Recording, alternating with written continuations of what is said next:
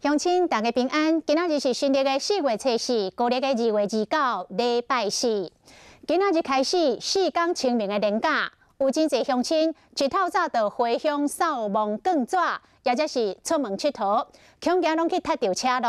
这个西部的高速公路透早5点半车就真多，苏花界女汉。 半暝3点半，都已经驶咧停咧，驶咧停咧。啊，这个国道5号路南的路段，这个时速甚至无到20公里。高公局讲，这个高速公路有6个路段真会塞车。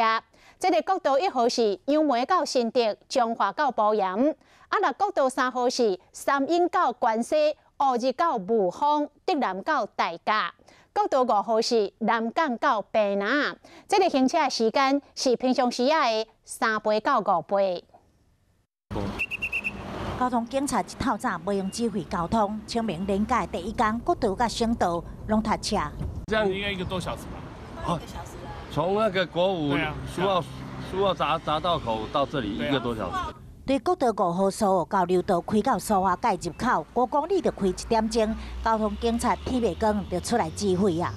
然后凌晨3点半就有车多缓慢的现象。那目前车队的长度大概有13公里。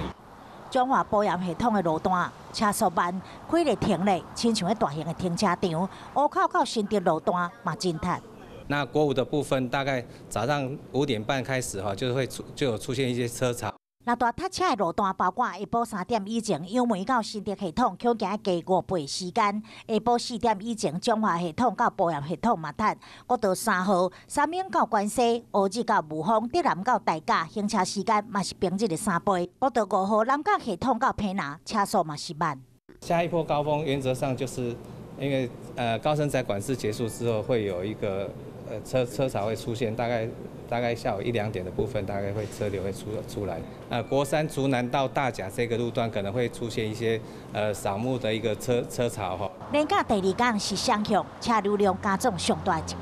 上北是拜六上塞，提醒你要上路进前一定爱先查路况，以免塞车影响心情。